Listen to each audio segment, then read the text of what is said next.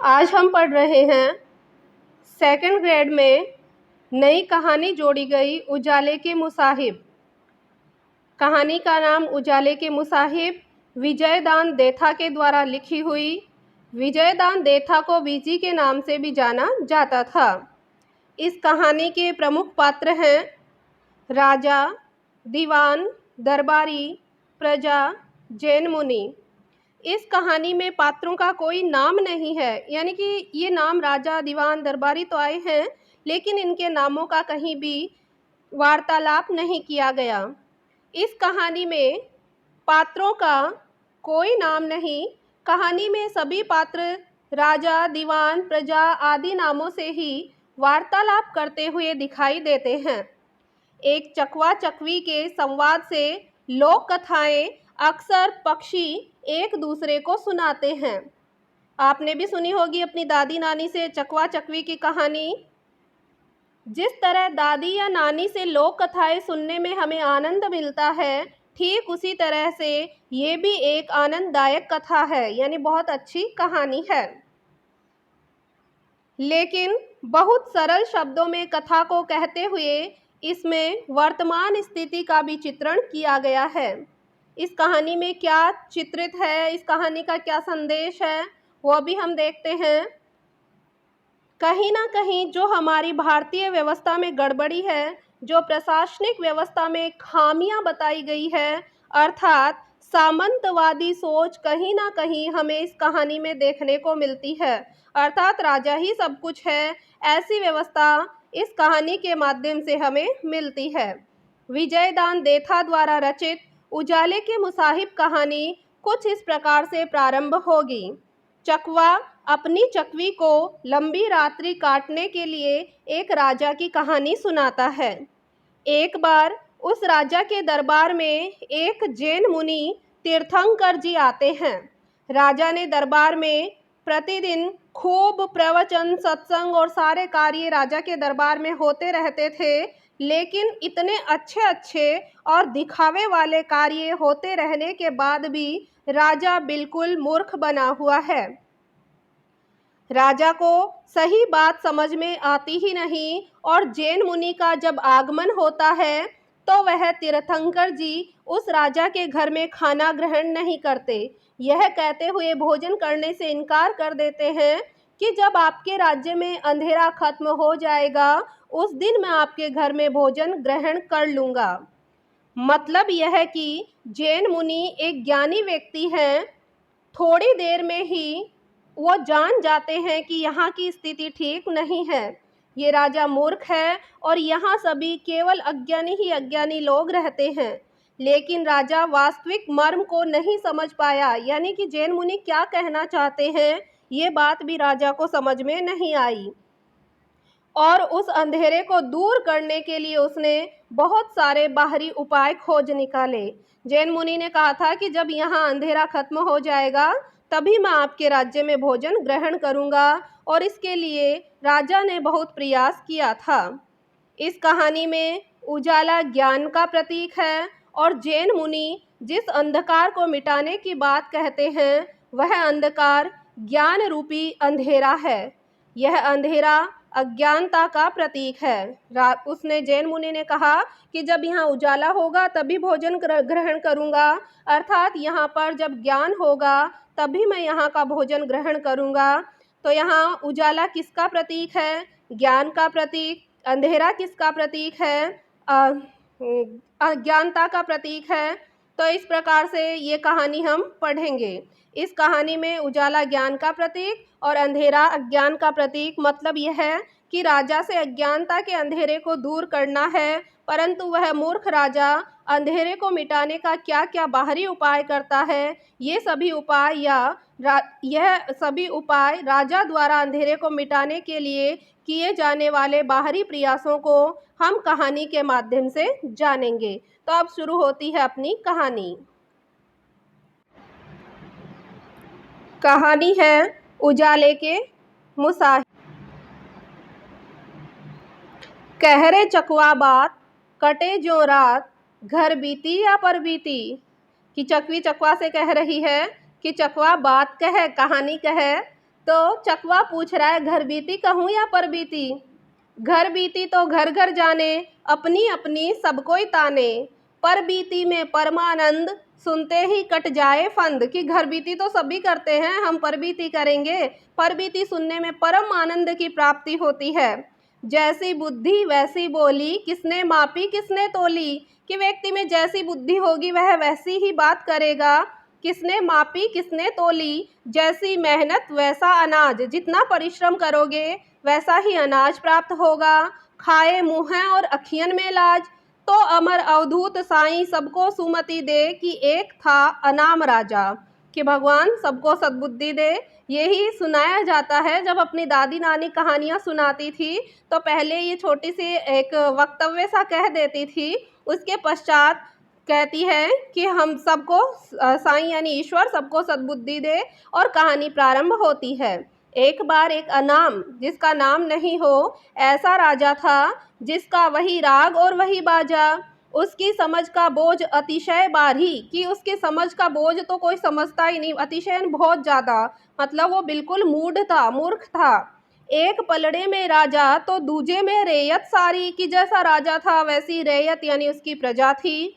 बिन बुलाए क्यों कर मरता, वह तो करता जो ही करता। कि वह जो उसके मन में आ जाता राजा को, बस वही कार्य करता। जिसके दरबार में चुनिंदा नवरत्न, मंशा मुताबिक करे सारे जत्न ही जत्न। कि नवरत्न मुख्य व्यक्ति उसने रख रखे थे और वो अपनी इच्छा के अनुसार ही कार्य किया करते थे। अखूट हीरे मोती और अखूट खजाना, जैसा बढ़िया रूप वैसा ही बाना। अखूट यानी बहुत अधिक उनके पास हीरे मोती थे, अर्थात धन धान्य से परिपूर्ण था। उसका बढ़िया सुंदर रूप था। कहूँ झूठ फिर भी सच माने। कि झूठ कह देते तो राजा सच मान लेता, और कहूँ साच तो उसे भी झूठ जाने, और अगर सत्य कहो तो उसको झूठ समझ लेता। बताऊँ रात फिर भी दिन माने, कहूँ दिन तो उसे भी रात जाने। उस राजा की बुद्धि लीक तोड़कर बहती थी, और दरबार के 9 रत्नों की अक्ल हर दम छलकती रहती थी।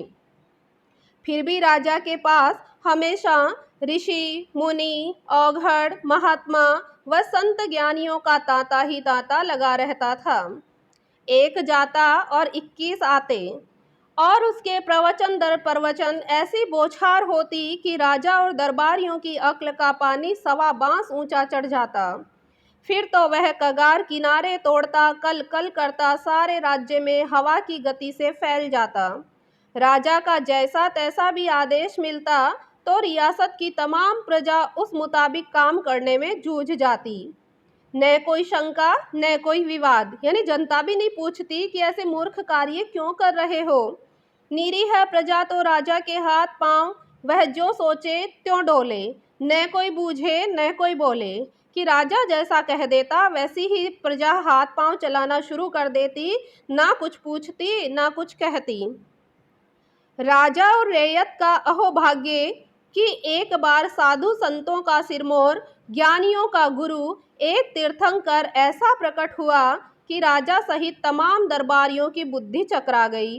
कि राजा और रैयत यानी प्रजा का ऐसा भाग्य था कि एक बार उनके यहाँ साधु संत के रूप में एक ज्ञानी तीर्थंकर आए, तो राजा सहित सारे दरबारियों की बुद्धि चक्कर खा गई। मानो प्रत्यक्ष परमेश्वर ही अवतरित हो गए। उनको लग रहा था जैसे ईश्वर की ही इस धरती पर आ गए हैं। जिसने सुना सब काम छोड़कर उसका प्रवचन सुनने के लिए दरबार में हाजिर हुआ। सबका जीवन एक साथ ही सार्थक हो जाएगा। एक ही प्राण और एक ही जत्थे की ये सांची में ढली भीड़ महात्मा के दर्शन की प्रतीक्षा में अविचलित खड़ी थी। यानी कि वो सारे मूर्ख लोग हैं, वो उस महात्मा के दर्शन की प्रतीक्षा में खड़े थे कि अचानक राजा के साथ तीर्थंकर पधारते दिखे। आंख आंख की ज्योति में महात्मा की छवि उतर आई, यानी प्रत्येक आंखें महात्मा को दर्शन को आतुर थी और उन्होंने महात्मा के दर्शन किए। हवा और उजाले के सांचे में ढली पवित्र काया जैसे है और नहीं भी है। ऐसा लग रहा था कि इतनी अच्छी इतनी पवित्र काया है उनकी। कुदरत का सांप्रत सृजनहार तो मानो आज ही अवतीर्ण हुआ है, ऐसा लग रहा था। कुदरत में सृजनहार यानी पीड़ा का हरण करने वाला, पालन पोषण करने वाला अर्थात ईश्वर आज साक्षात सामने आ गया हो। प्रवचन सुनाते ही कलुषित काया का मल धुप जाएगा। कलुषित यानी जो कालिक से पुती हुई अर्थात पापिनी जो काया है उसका पाप धुल जाएगा, ऐसा लग रहा था। प्रत्येक बंदे की याचक दीठ महात्मा के चरणों में लौटने लगी। प्रत्येक व्यक्ति की याचक यानी कि भिक्षुक की तरह की दृष्टि, दीठ यानी होता है दृष्टि, महात्मा के चरणों में लौटने लगी। आशीर्वचन के उपरांत महात्मा के होठ खुले, जैसे स्वयं कुदरत की अपने मुंह से बखान कर रही हो। प्रजा के कानों में अमृत सा घुलने लगा। बिजली की लहरों के उन्मान महात्मा के श्री मुख से शब्दों की आभा निश्रित हो रही थी। यानी महात्मा ने अपने मुख से भक्ति का, ज्ञान का संदेश देना शुरू किया। काले बहरे अंधियारों को मिटाकर तुम्हें संपूर्ण उजियारा जगमगाना है। संत ने क्या कहा कि तुम्हें अंधेरा मिटाना है और इस यहाँ संपूर्ण चारों तरफ उजाला ही उजाला करना है। केवल चिरंतर प्रकाश से ही मनुष्य का जीवन सार्थक होगा। अंधेरे में औंधी सूझती है। औंधी यानी होती है उल्टी, कि अंधेरे में तो उल्टा ही, विपरीत ही दिखाई देता है, इसलिए प्रकाश का होना बहुत आवश्यक है। उजियारे में सब कुछ स्पष्ट नजर आता है। निर्धूम आलोक आत्मा के सम्मुख झिलमिलाने लगता है, जिसकी ज्योत के दर्शन नितांत अंधा मानुष भी कर सकता है। अंधियारे में जीना निपट अकारत है, कि जो अंधेरे में जीता है वो किसी भी काम का नहीं होता। समय उजाले में मरना भी श्रेयस्कर है। इसलिए अंधियारे को हर घड़ी हर पल मिटाने का प्रयास करो और अनंत उजियारे की अखंड ज्योत जलाओ। अधिक भागवत बाँचने में कोई सार नहीं होता। इस बखान के बहाने तुम्हें सूरज की यह दिव्य दृष्टि, अधिक भागवत बाँचने में कोई सार नहीं होता। इस बखान के बहाने तुम्हें सूरज की यह दिव्य किरण सौंप रहा हूँ। इसके चमत्कार से अभेद्य अंधियारे को मिटाने का प्रयास करना, तभी तुम्हारे अंतस का अकुलुषित उजियारे से साक्षात्कार होगा, परब्रह्म की अनुभूति होगी। अंधियारा नरक की अमिट कालिमा है और अनिंदे उजियारा स्वर्ग का प्रत्यक्ष रूप। अनिंदे यानी जो निंदा के योग्य नहीं हो, ऐसा उजाला स्वर्ग का प्रत्यक्ष रूप होता है। जब तक सांस है मेरी बात को नहीं भूले तो सबका कल्याण हो जाएगा। राजा ने तो बढ़िया वाला प्रवचन दे दिया। महात्मा ने तो बढ़िया वाला प्रवचन दे दिया। अब राजा इसके बारे में क्या क्या करता है वो हम देखते हैं। प्रवचन के उपरांत राजा और समस्त दरबारियों ने हाथ जोड़कर बेहद निहोरे किए। निहोरे यानी बहुत बार उनको कहा, पर महात्मा ने प्रसाद ग्रहण करने की हामी नहीं भरी सो नहीं भरी। बार बार एक ही उत्तर देते रहे कि राज्य का अंधियारा मिटने पर वे बिन बुलाए सर के बल चले आएंगे, यानी मैं सिर के बल आ जाऊंगा। तब तक वे इस धरती पर पानी की बूंद तक नहीं चखेंगे। वे जिस तरह अवरोहित हुए यानी जिस तरह आए थे उसी तरह सपने के समान अंतर्ध्यान भी हो गए। उस राजा को तो बस कोई बहाना भर मिलना चाहिए था, फिर तो उसके दिमाग में जुगनू झिलमिलाने लगते। राजा को तो केवल बात कहनी थी, उसके बाद तो इसका दिमाग की बत्ती जलने लगी। बरसों के बाद ऐसा सुनहरा सुयोग मिला तो वह गुरुमुखी राजा दूसरे दिन ही राज के 9 रत्न व दरबारियों के साथ बैठकर अंधकार को मिटाने की खातिर आमाद हो गया, और यानी कि बहुत तत्पर हो गया। सिंहासन, मुकुट और खजाना उसी दिन सार्थक होंगे जब चिरंतर प्रकाश की बधाई सुनकर महात्मा सोने के थाल में प्रसाद ग्रहण करेंगे। पर राजा तो राजा ही होता है, पूरे राज्य का एक छत्र अधिपति। बुद्धि के बिना इतनी बड़ी रियासत एक घड़ी भी नहीं चल सकती। शरीर की ताकत तो बुद्धि के पीछे चलती है, वरना शेर, सुअर, हाथी या भेड़िया ही मनुष्य का राजा होता। घड़ी भर तक राजा, दीवान और 9 रत्न सभी चुपचाप विचार करते रहे कि उनके राज्य से अंधेरे को हमेशा के लिए कैसे खदेड़ा जाए, कि अंधेरे को कैसे मिटाएं, अब क्या किया जाए। दुनिया में ऐसा कौन सा मसला है जो गहराई से सोचने पर नहीं सुलझता। अकस्मात राजा की छलकती बुद्धि में बिजली के उन्मान के समान एक विचार कौंधा। गहरे चिंतन की मुद्रा बनाकर उसने दीवान से पूछा, क्यों दीवान जी, पिछले साल नहीं नहीं, 3 साल पहले राजमहल का तहखाना बाढ़ के कारण पूरा भर गया, तो उलीच उलीच कर सारा पानी बाहर उछाला था कि नहीं। राजा कह रहा है भाई हमारा जो राजमहल का तहखाना है उसमें काफ़ी पानी भर गया था, तो क्या हमने उस पानी को उछाल उछाल उलीच उलीच कर यानी उसको पानी को भर भर कर बर्तन में बाहर उछाला था कि नहीं। तो फिर उसके जो दीवान हैं वो कहते हैं हाँ हाँ उछाला था अन्नदाता, मुझे आज भी अच्छी तरह याद है। तुम सब लोग अच्छी तरह जानते हो कि मैं याद रखने वाली बात कभी नहीं भूलता।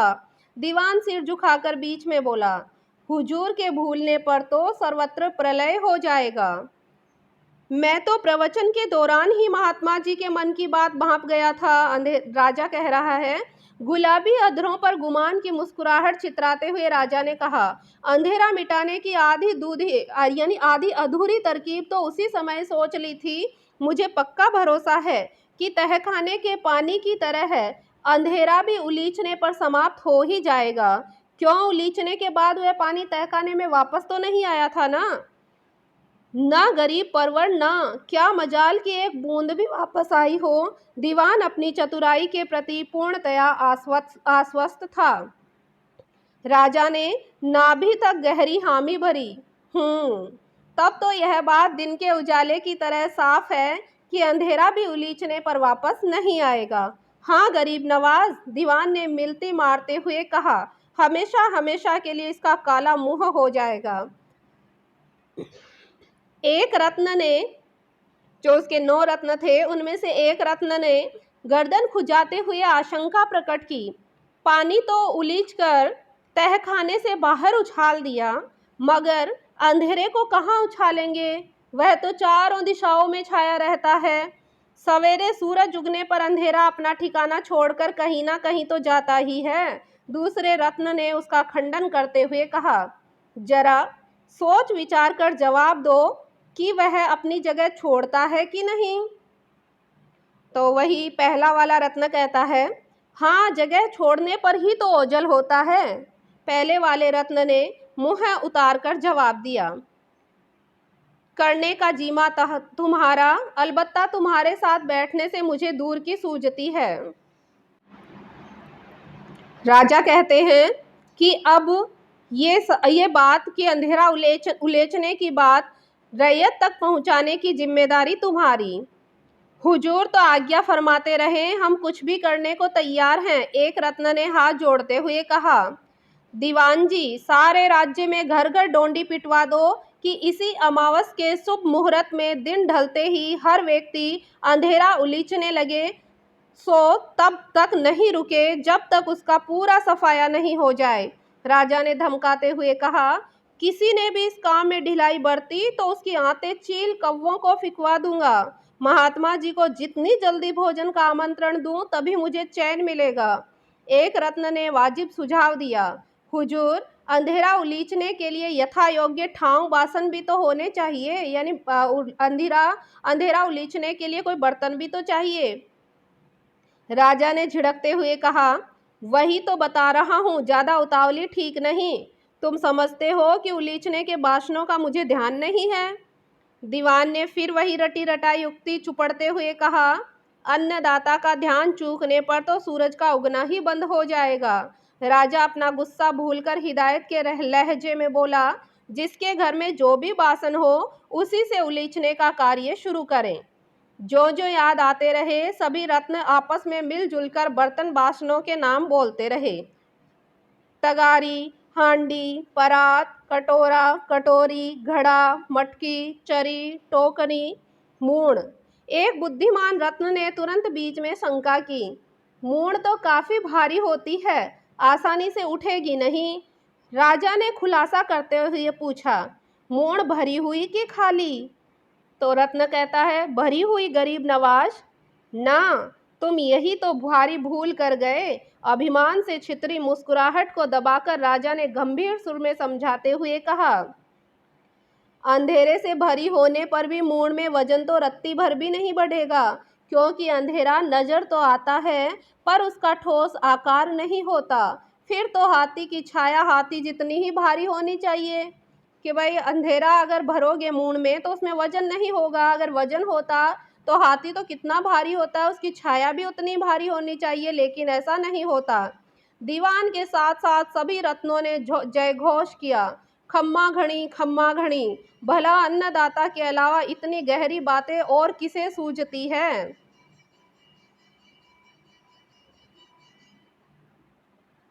राजा के चिर अभ्यस्त कानों की खातिर अब कैसी भी खुशामद का कोई स्वाद नहीं रह गया। यानी अब राजा के लिए और कोई खुशामद की जरूरत नहीं थी। सुनी अनसुनी करके झुंझलाते हुए कहा, यहाँ बैठे बैठे खम्मा घड़ी चिल्लाने से कुछ पार नहीं पड़ेगा। जितनी जल्दी हो सके सारे राज्य में डोंडी पिटवाने का इंतजाम करो। जिस घर के आसपास अंधेरा नजर आए उसे भरपूर दंड मिलेगा। यानी अंधेरा सारी प्रजा उड़ेलेगी, अगर कोई नहीं उड़ेलता है, किसी के घर के आगे अंधेरा दिख गया तो उसको दंड दिया जाएगा। दीवान ने सिर झुकाकर बंदगी की। तीसरे दिन ही घर घर खबर न हो तो दीवानगिरी छोड़ दूंगा। पर उसे दीवानगिरी छोड़ने की कभी जरूरत ही नहीं पड़ी, बल्कि समय समय पर पुरस्कार सिरोपाव भी उसको मिलते रहे। राजा के आदेश की अनुपालना में वह बेहद पारंगत था और उधर डोंडी का फरमान सुनने के बाद प्रजा ने भी कतई ढिलाई नहीं बरती। अमावस की सांझ घिरते ही जिसके हाथ में जो बासन पड़ा उसी से अंधियारा उलीचने में मुस्तैद हो गए। यानी जिसके पास जो भी बर्तन था उसी से अंधेरा भर भर कर उड़ेलने लगे। यहाँ तक आते आते चकवा किसी भी सूरत में अपनी हंसी नहीं रोक पाया। चकवा कहानी सुना रहा था तो अपनी हंसी को नहीं रोक पाया। खिलखिल हंसी के साथ उसकी चोंच से चिंगारियां झड़ने लगी। हंसते हंसते ही कहने लगा, अब उस राज्य के सौभाग्य की क्या सीमा। 8 पहर 32 घड़ी फकत प्रकाश ही प्रकाश जगमगाएगा। इतने बरस यह छोटी सी बात भी किसी के समझ में क्यों नहीं आई। दुगुना काम निपटेगा। दिया जलाने की तो आफत ही मिट जाएगी। तेल का खर्चा बचेगा, सो नफे में, यानी सो तो अलग से लाभ में। मगर चोरों के मन में सनसनी दौड़ गई। यानी राज्य के जो चोर थे ना, अब उनको डर लगने लगा कि अंधेरा तो मिट गया तो उन्हें जबरदस्त हानि होगी, पर राजा के आदेश की भला कौन अवज्ञा कर सकता है। चोर भी प्रजा के साथ अंधेरा उलीचने में जुट गए। राजमहल के इर्द गिर्द हो हल्ले का तूफान मच गया। आधी रात ढलने पर राजा को नींद सताने लगी तो दीवान को हिदायत देते हुए बोले, अब तो नींद के मारे मेरा जगना मुश्किल है, वरना सारी रात मैं यह नज़ारा देखता।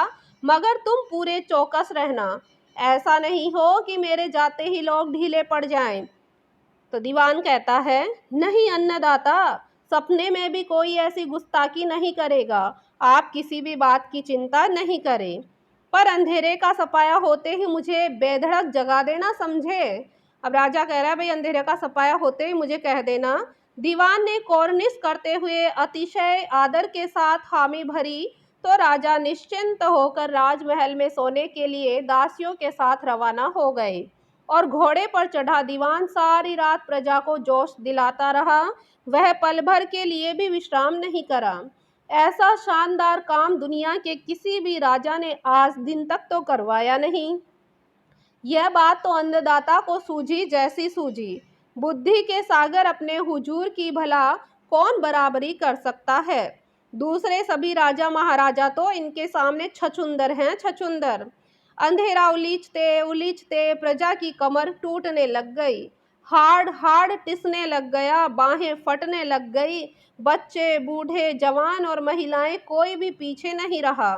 बड़ा काम तो सबके जुटने पर ही संभव होता है। सवेरे की मंगल वेला जब नगरवासियों को यह आशा बंधी कि उलीचते उलीचते आखिर अंधेरा काफी कम पड़ने लग गया, तो उनके जोश को बड़ा सहारा मिला और वो चौगुने उत्साह से उस काम में तल्लीन हो गए।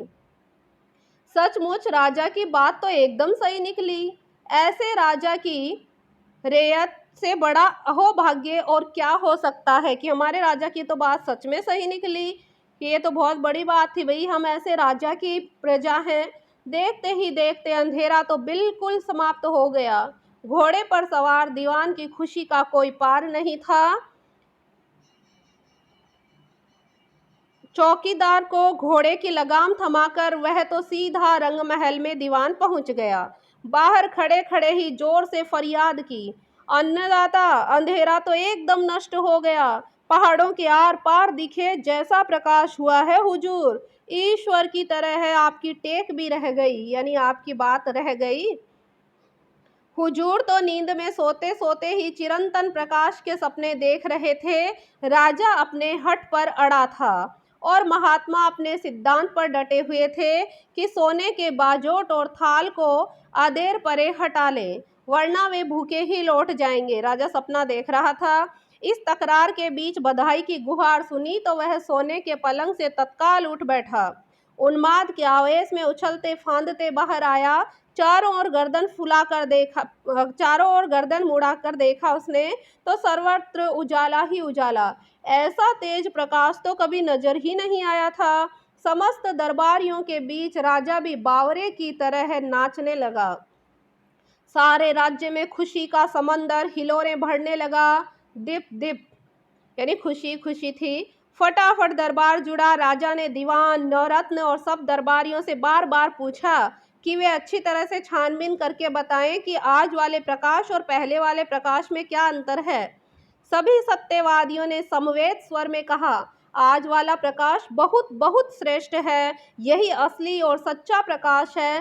पहले वाला प्रकाश तो कुछ धुंधला धुंधला सा था। ऐसी अपूर्व निष्ठा और अथक मेहनत से उलीचने के बाद उजियारे की चमक में क्या खामी कि कितनी मेहनत से, कितनी निष्ठा से हमने काम किया है, अब उजाले में कहाँ क्या कमी रहेगी।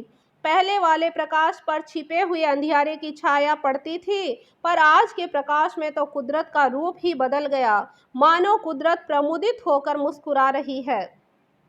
आनंद से सरोबार राजा ने खूब दान पुण्य किया। फिर चतुर दीवान को आदेश दिया कि जहाँ कहीं भी हो उन पहुँचे हुए महात्मा को लाने के लिए 100 घोड़े दौड़ाए जाए। उनके चरण पखालने पर ही उनका जीवन सार्थक होगा। एक रत्न ने धीमे से कहा, हुजूर 2-3 दिन तो इस प्रकाश की जांच पड़ताल कर लें कि कम से कम देख तो लें 2-3 दिन रहता है कि नहीं। राजा बीच में टोक कर बोला, कैसी बहकी बातें कर रहे हो, कुछ भी जांच पड़ताल करने की जरूरत नहीं। अब तो इसके पुरखे भी अपने राज्य की ओर मुंह नहीं कर सकते, किसके, अंधेरे के। तुम्हें इस नए प्रकाश की कुछ विशेषता नजर नहीं आई कि तुम्हें कुछ अलग नहीं लग रहा क्या? नजर तो आई अन्नदाता, लेकिन दीवान ने हंसकर टालते हुए कहा, अब लेकिन वेकिन का कोई लफड़ा ही नहीं। फिर भी एक दिन तो और, दीवान को कहता है, दिन? दूसरे रत्न ने उसकी बात का विरोध करते हुए कहा, रात होने पर ही दिन का हिसाब रहता है। अब तो 8 पहर फकत उजाला ही उजाला जगमगाएगा। अब तो न रात होगी न दिन होगा। इस बात का ध्यान तो राजा को भी नहीं था। समझदार रत्न की राय सुनते ही राजा ने जोशियों की खरी हिदायत दी कि जोशियों को पूछो भाई, अब पंडितों के पास जाओ, वरना रात दिन का पता कैसे चलेगा, कि वे घड़ियों की गिनती के हिसाब से वार और तिथि का लेखा जोखा करें, वरना तो बड़ा झमेला हो जाएगा। किंतु जोशियों का सौभाग्य कि झमेला पड़ने की नौबत ही नहीं आई। उजाले की खुशियां मनाते मनाते दिन चटपट बीत गया। हमेशा की तरह पश्चिम दिशा की गोद में सूरज धीरे धीरे समाने लगा तो एक साथ सबके मुंह उतर गए। मगर राजा का बुलंद हौसला कि उसने अभी भी हार नहीं मानी थी, दरबारियों को धैर्यपूर्वक अब समझाने लगे। युग युगांतर से यह चिर अभ्यस्त अंधेरा आसानी से हमारा पीछा नहीं छोड़ेगा। तुम सभी जानते हो कि गुमशुदा गाय भी एक बार तो पुराने खूंटे पर वापस लौटकर आ ही जाती है। यह अंधेरा भी कम ढीठ नहीं है, पर हमेशा इस तरह उलीचने से वह एक दिन जरूर हार थक जाएगा, पस्त हो जाएगा, यानी पराजित हो जाएगा। दीवान जी, इस काम को तुम पूरी मुस्तैदी से चालू रखो कि दीवान जी तुम कार्य को प्रगति पर रखो, वापस शुरू करो। जो हुक्म अन्नदाता।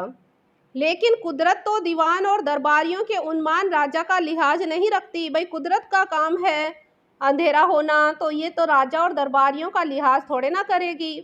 कई पखवाड़ों तक उलीचने के उपरांत भी अंधेरे का सफाया नहीं हुआ, यानी कई दिनों तक उन्होंने अंधेरे को उलीचते रहे, लेकिन अंधेरा तो समाप्त नहीं हुआ। वह तो प्रतिदिन सूर्योदय के साथ लोप हो जाता और उसके अस्त होते ही अपना विकराल रूप लेकर वापस प्रकट हो जाता। आखिर उसकी हठ धर्मी के सामने राजा को ही झुकना पड़ा। मगर अभी तो फकत एक ही उपाय गलत साबित हुआ है। यूं चुपचाप बैठने से राजा का काम नहीं चलता। कुछ ना कुछ तरकीब तो फिर से सोचनी होगी। बेचारी तरकीब का क्या बूता कि वह राजा के सोचने पर नहीं सूझे। उस राजा को अपने दीवान और 9 रत्नों पर बेहद अभिमान था। वैसे धुरंधर विद्वान किसी दूसरे राज्य में थे ही नहीं, और न उस जोड़ का कोई राजा दुनिया के दूसरे राजाओं में था, कोई दुनिया में कोई दूसरा राजा था। सबके साथ बैठकर राजा फिर अंधेरों को मिटाने का उपाय सोचने लगा। मनुष्य की बुद्धि का अन्य प्राणियों से कोई मुकाबला नहीं होता। उस पर तो राजा की शान तो कुछ और ही है। स्वयं ईश्वर भी उसकी मान मर्यादा का ध्यान रखता है। दरबारियों को भी नए नए उपाय सूझते, पर वे राजा को कुछ सुझाव देने में संकोच करते। वे राजा को कैसे कहें, इसलिए दरबारी कहते नहीं। राजा का भय भी मौत के भय से कम नहीं होता। भय मिट जाए तो राज चलता ही नहीं। सचमुच भय के बगैर तो प्रीत भी नहीं होती, यानी भय के बगैर तो प्रेम भी नहीं होता। तो नया उपाय सोचने की करामात राजा के अलावा पंडितों में भी नहीं थी। आखिर मगजमारी करते करते राजा को एक नामी उपाय सूझा। अब राजा को एक दूसरा उपाय सूझा। खुशी में बोराया सा कहने लगा, बोरा यानी पागल हुआ सा कहने लगा, लाख बुरा मानो, तुम सब में एक बड़ी खामी है। यानी तुम चाहे बुरा मान लो, लेकिन तुम में एक कमी जरूर है कि अपनी आंखें खुली नहीं रखते, वरना मेरी तरह 20 उपाय सूझने लगे। बोलो, उपाय क्या है? रसोई की दीवारें ईंधन के धुएं से काली होती है कि नहीं?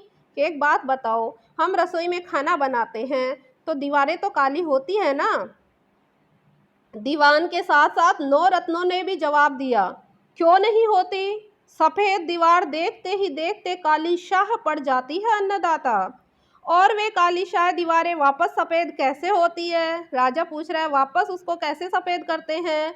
इस बार अकेले दीवान ने ही कहा, कैसे क्या हुजूर, 2-3 बार कूंची से कलई पोतने पर वापस सफेद हो जाती है। राजा ने परिहास के आश्चर्य से मुस्कुराकर कहा, अब भी नहीं समझे? राजा के मन का भेद उसके बिना कहे ही सब समझ जाते थे, फिर भी न जाने किस मजबूरी के कारण दीवान को कहना पड़ा, नहीं हुजूर, हमारी बुद्धि आप जैसी कहाँ चलती है। तो अब सारी बात खुलासा करके समझानी होगी। राजा ने गुमान की मुद्रा में फिर एक सवाल पूछा, बताओ, यह अंधेरा क्या है? बड़ा कठिन सवाल था। सभी दरबारी एक दूसरे का मुंह जोहने लगे, यानी एक दूसरे के मुंह की तरफ देखने लगे। तो दीवान ने हिम्मत जुटाकर कहा, अंधेरा तो अंधेरा ही है गरीब परवर। यही तो गड़बड़ है, राजा ने जंघा पर थाप देते हुए कहा, इतना भी नहीं जानते कि यह अंधेरा तो फकत सूरज की लपटों का धुआं ही है। सभी दरबारी खुशी से उछलते हुए बोले, हाँ अन्नदाता, अब कहीं सारी बात समझ में आई। रसोई के धुएं की तरह अंधेरे को पोतने से वह भी सफेद झक हो जाएगा। स्वयं आश्वस्त होने के लिए राजा ने जोर से पूछा, बोलो, होगा कि नहीं? क्यों नहीं होगा हुजूर, जरूर होगा। तो दीवान, अब सारे राज्य में फरमान भिजवाने का जिम्मा तुम्हारा।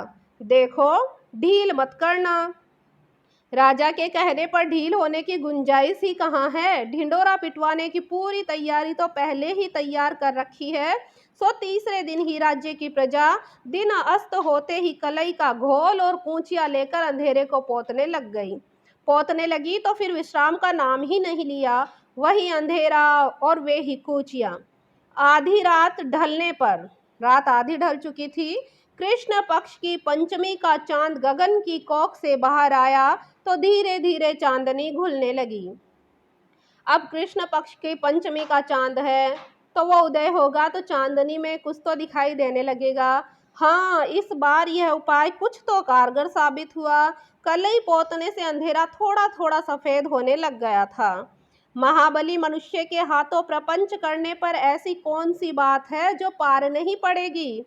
आखिर पुताई करते करते अंधेरा तो दिप दिप चमकने लगा। ऐसा उजाला तो पहले कभी हुआ ही नहीं। सूरज की धूप को भी मात करे जैसी पुताई कर दी। दीवान ने फिर रंग महल के बाहर खड़े होकर खुशखबरी सुनाई, अन्नदाता, यह उपाय तो जबरदस्त कामयाब रहा। फकत होली दीपावली पोतने पर ही सूरज की लपटों का धुआं सफ़ेद झक हो जाएगा। कि भाई ये तो बहुत ही बढ़िया काम हो गया, केवल होली दीपावली पर अब अंधेरे को पोतेंगे, बाकी तो सफ़ेद झक रहेगा, अब तो सूरज की लपटें सफ़ेद रहेंगी। राजा ने रंगमहल के बाहर आकर देखा तो दीवान की बात पूरी एकदम सही निकली। दमकते प्रकाश की ओर राजा ने देखा तक नहीं दमकते प्रकाश की ओर राजा से देखा तक नहीं गया। आंखें टमकारते हुए बोला, पुताई ज्यादा कर दी। आंखें चुंधिया रही है कि तुमने पुताई कुछ ज्यादा ही कर दी है। दीवान ने हाँ में हाँ मिलाते हुए कहा, हाँ जहाँ पनाह है, भूल हो गई। कुछ तो कलई गाढ़ी थी और कुछ पुताई। ढांढस बंधाने की मनसा से राजा बीच में ही बोला, डरने की कोई बात नहीं, पहली बार में भूल हो ही जाती है, आगे से ध्यान रखना। दीवान ने हाथ जोड़कर कहा, पूरा ध्यान रखूंगा गरीब परवर। शाबाश, अच्छी तरह ध्यान रखने से कभी किसी काम में खोट नहीं रहती। पर दीवान की चौकसी के बावजूद पुताई के काम में पूरी खोट ही रह गई। कुदरत को किसी का कुछ भी ध्यान नहीं रहता। हमेशा की तरह दिन अस्त होते ही फिर अंधकार आ गया। वैसा ही अथाह है और वैसा ही काला शाह है। सभी दरबारियों के मुख सांवले पड़ गए, पर बुलंद हौसले वाला राजा अब भी हताश नहीं हुआ। चकवे ने पूछा, ध्यान से सुन रही हो ना? चकवे ने चकवी से पूछा, ध्यान से सुन तो रही है? उफ, बीच में रस भंग मत किया करो, चकवी ने चौंक कर कहा। दुनिया में एक भी ऐसा प्राणी है जो तुम्हारी बात को ध्यान से नहीं सुने? खाने पीने की भी सुध नहीं रहती, और यह बात तो इतनी शानदार है कि कानों के बिना भी सुनी जा सकती है। बस तुम कहते जाओ और मैं सुनती रहूं, सुनती रहूं। चकवे के कंठ में जाने कितनी बातें बसी हुई थी। जीवन सहचरी के मुंह से ऐसी प्रशंसा सुनकर उसके उत्साह में तो उफान ही आ गया। ठाठ से फिर कहने लगा, कुछ दिन ठहराकर 9 रत्नों को राजा ने अपने पास बुलाया। उन्हें काफी देर समझाने के उपरांत उसने अंत में कहा, यो निराश होने से काम नहीं चलेगा। तुम मेरे राज्य के 9 सूरज हो, थोड़ा दिमाग लगाओ तो बेचारे अंधेरे की क्या औकात जो तुम्हारे सामने टिक सके। आज ही दिन उगने से घड़ी भर पहले एक मामूली दिए की लो देखकर मुझे एक नई बात सूझी है। बड़े गौर से समझने की कोशिश करना। दिया जलाने पर उजाला होता है कि नहीं? होता है अन्नदाता, हमेशा होता है। दीवान ने सबसे पहले हामी भरी। घर में चूल्हा जलाने से उजाला होता है कि नहीं? इस बार 9 रत्नों ने एक साथ स्वीकार किया, होता है अन्नदाता, हमेशा होता है। भला चूल्हा जलाने पर उजाला क्यों नहीं होगा? बस यही बात अच्छी तरह समझने की है, राजा ने दृढ़ विश्वास के साथ कहा। और क्या कहते हैं? हम अंधेरे को जलाते हैं तो उजाला होता है, उसके जलते ही प्रकाश प्रकट होता है। कुछ समझे या नहीं? दीवान और 9 रत्नों ने जोश के साथ जवाब दिया, समझ गए गरीब परवर, अच्छी तरह समझ गए। आप समझाएं और हम नहीं समझे, भला यह कैसे हो सकता है? तो फिर ढील किस बात की? राजा उतावली दर्शाते हुए बोला, मेरे राज्य में लाखों आदमी है। यदि हर आदमी दोनों हाथों में मशाले लेकर अंधेरे को जलाने लग जाएगा तो पीछे मुट्ठी भर राख भी नहीं बचेगी। पूरा नष्ट होने के बाद वह चूं तक करने के काबिल नहीं रहेगा। कौन नहीं रहेगा? अंधेरा। याद रखना इसको। हाँ गरीब नवाज, यह उपाय तो वाकई बेमिसाल है कि यह उपाय तो सच में बहुत अच्छा है। बस राज्य में डोंडी पिटवाने भर की देर है, फिर तो अखूट आलोक हरदम जगमगाता रहेगा। इतना कहकर दीवान तो ए देर वहां से रवाना हो गया। ए देर यानी बिना देर किए। उसके जी को भी कम बवाल नहीं थे, यानी उसके जी के भी बहुत जंजाल थे। राज्य का फरमान जारी होने पर किसकी हिम्मत जो विरोध करे।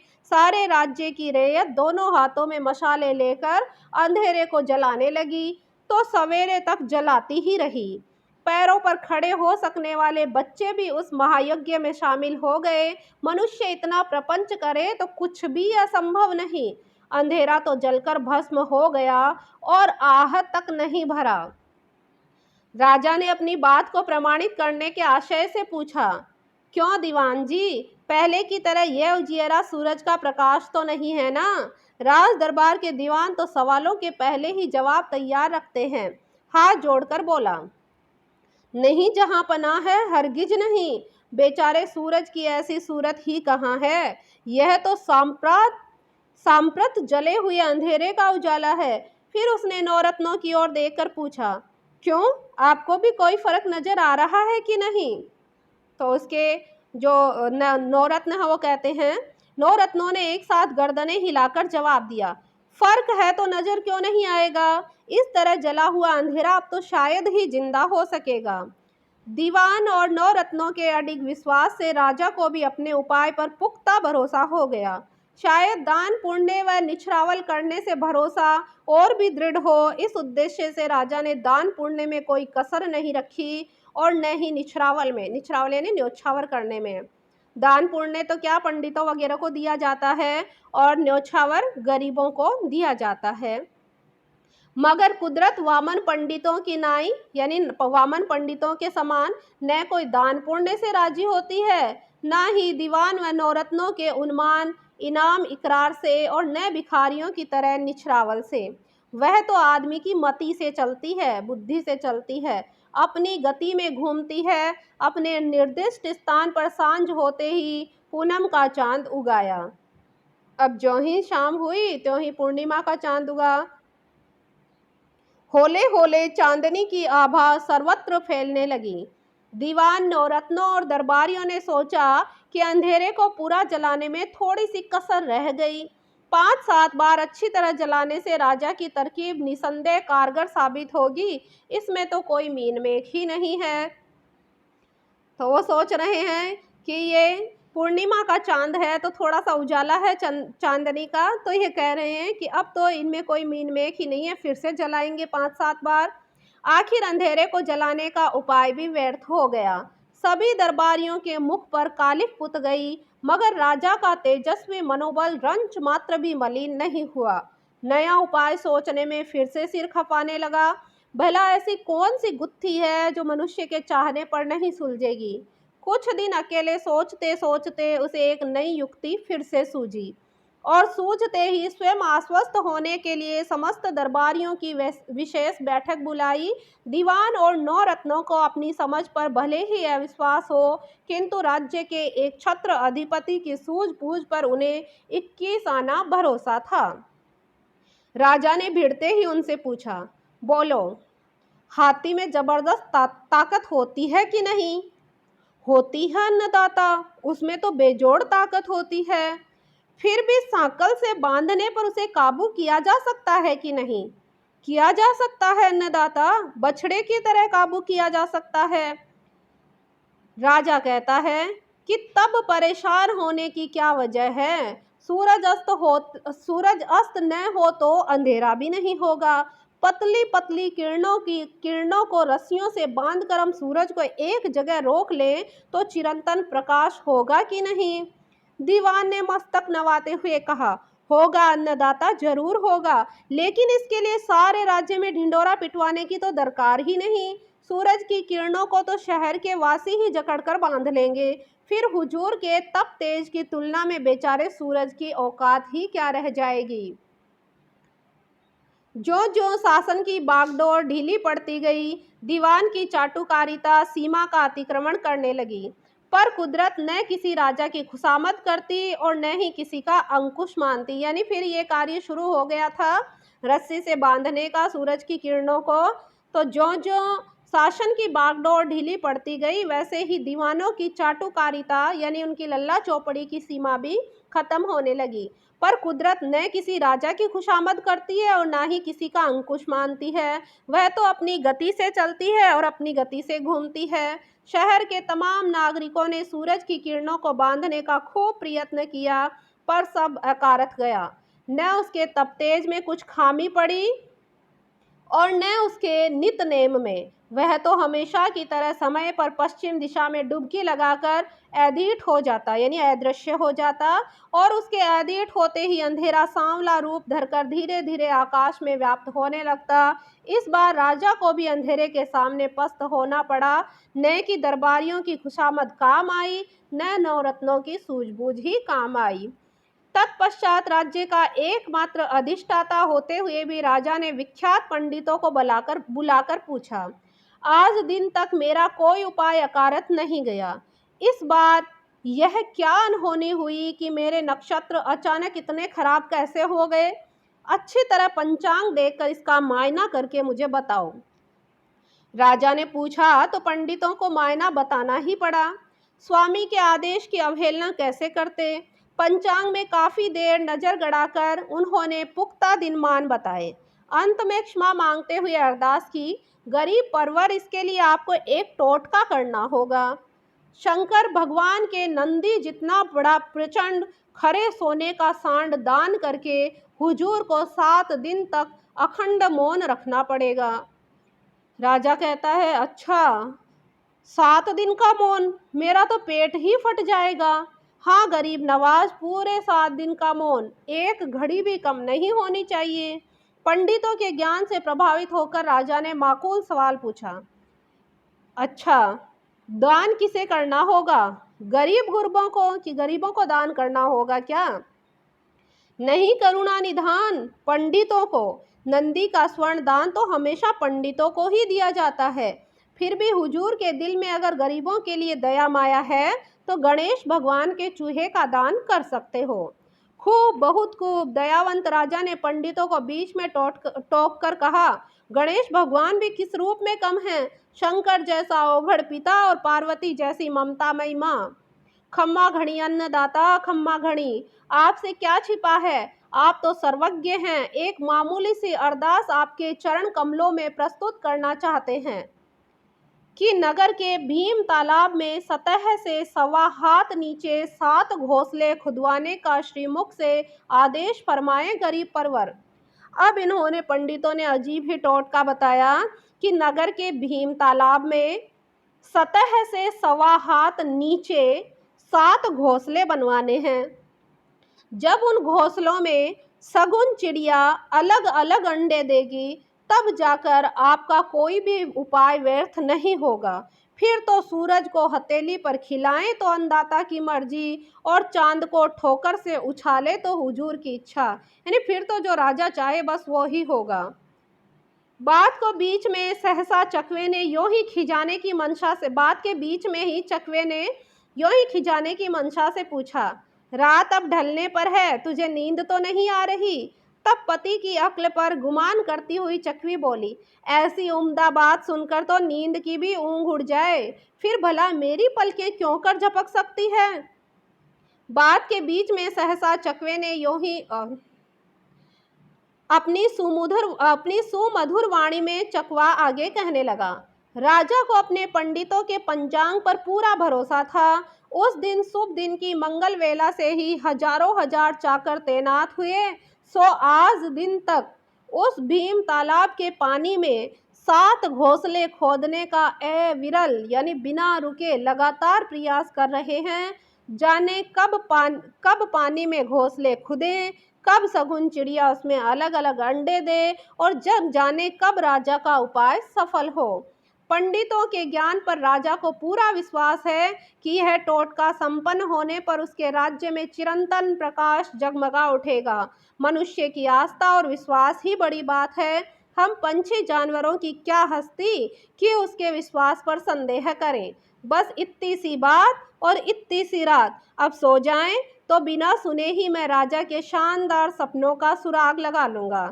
यह तो उसके जागते समय की कहानी है। और इस प्रकार से हमारी कहानी समाप्त होती है।